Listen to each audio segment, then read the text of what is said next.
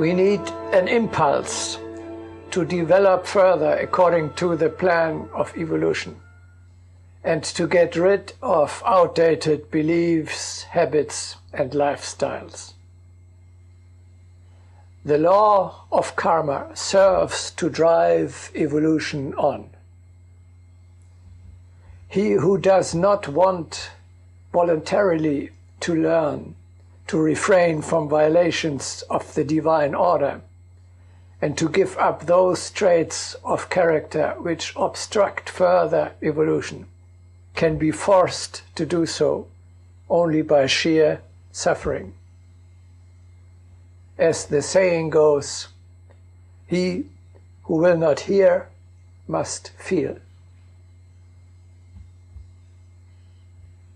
If you analyze your life, you will find that the most important insight and progress was based on your learning from suffering. Without suffering, most humans would not move forward at all. It is wiser, however, not to let it come to suffering, but to voluntarily make the necessary changes in your life.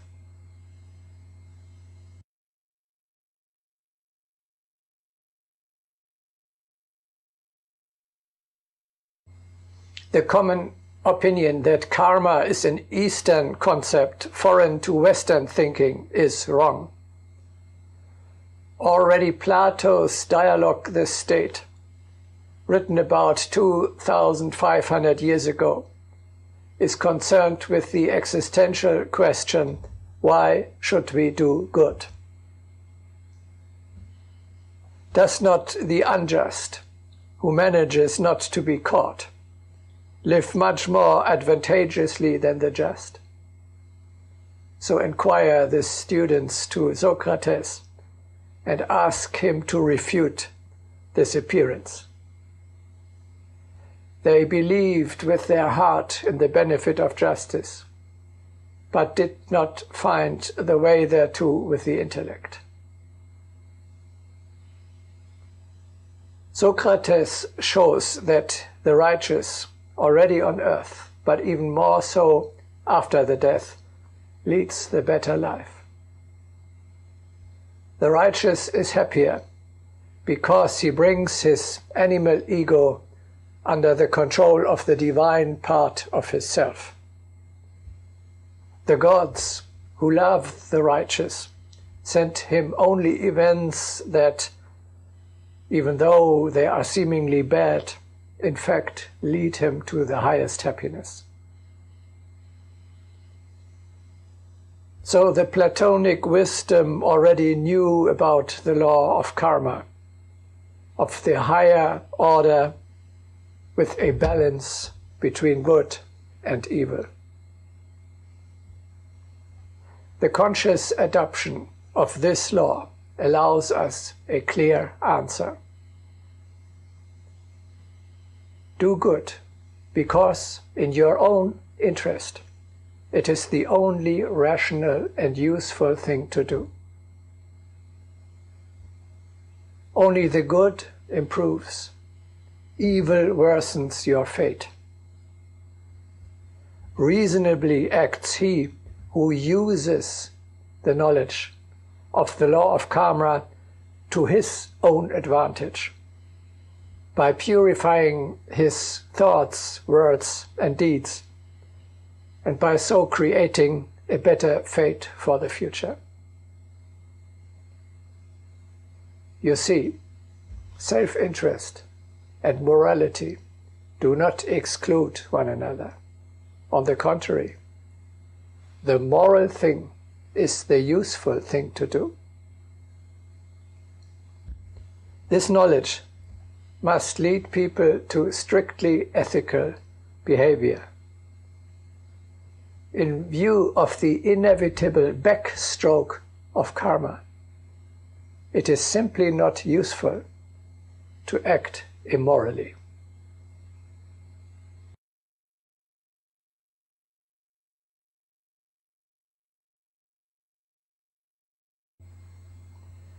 None of you will be banished for all eternity in hell, just for one single offense, no matter how grave it might be.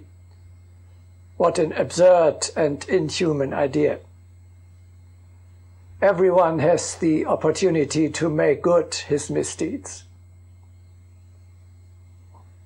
The sensitive Christian must suffer unspeakably under the current ecclesial doctrine.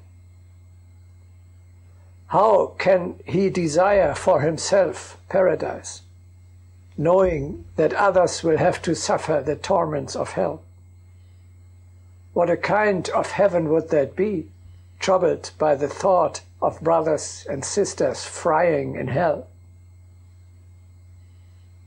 He must despair, seeing death and thus Judgment Day approaching so quickly, feeling that he himself and all the others are far from being ripe for heaven. How could he hope that people can change during the remainder of one short, single earthly life, so far as to become worthy to be received into the heavenly realms? As it stands today, we would all be addicted to hell. What is suffering? Results from ignorance. The earthly reality has long overtaken the Church's teaching. We have abolished the death penalty, even the immutable life sentence, as it would be incompatible with his dignity to completely reject a man and to give him no opportunity for insight, repentance, reformation, and atonement. And God should do this? Condemn one of his children for all eternity? Do we know what we are saying here? Because this cannot be true. The Church, unlike the Bible, hardly mentions punishment and hell any longer, and speaks instead only about the grace of God. But then it is not clear what kind of an atonement will the sinner have to offer.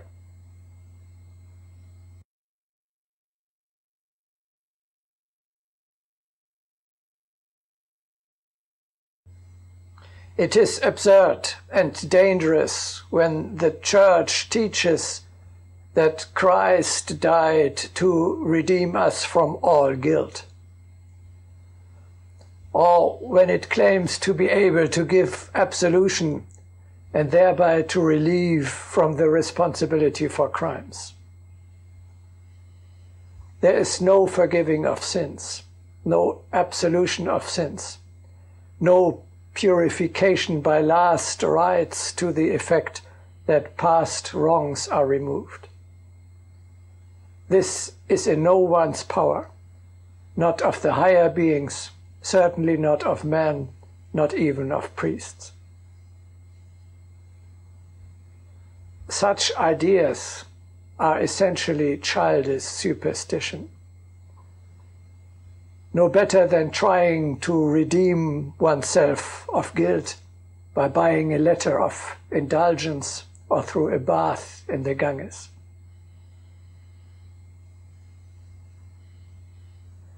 Evil is firmly rooted in the world.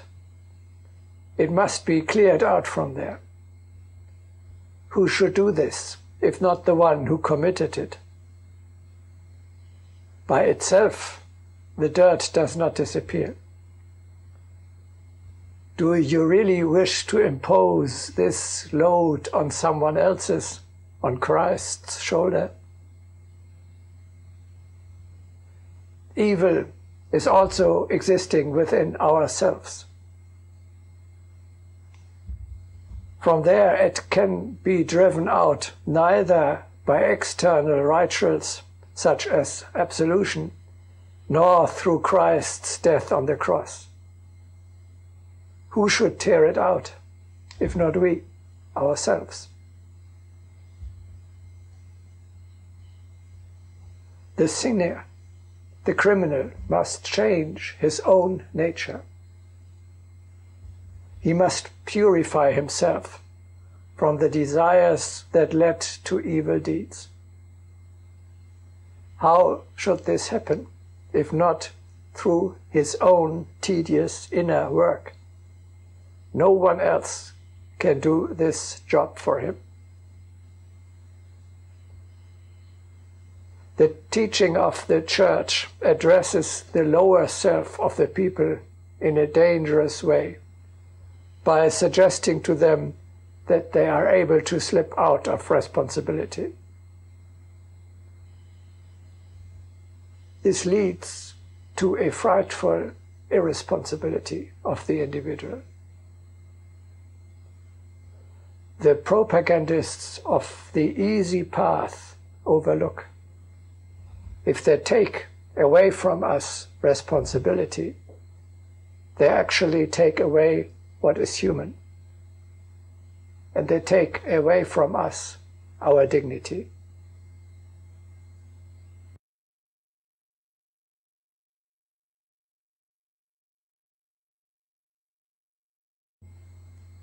The idea of sin redemption by priests, God's grace, or Christ's death on the cross is in fact an insult to the divine principle of justice.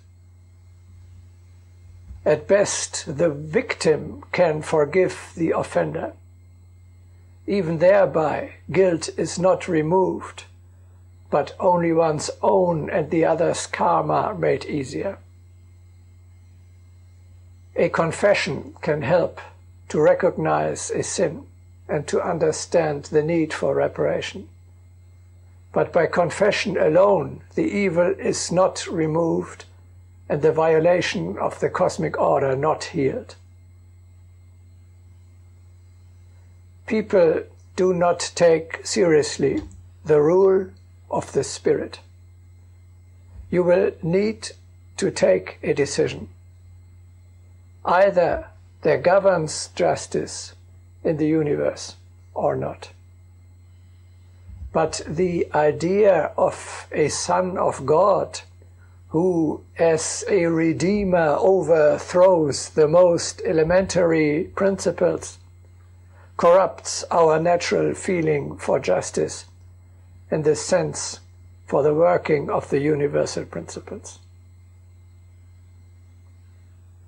In truth, man tries to escape from the loving rigor of justice. He is behaving like a stubborn child who rebels against the order established by his Father in heaven.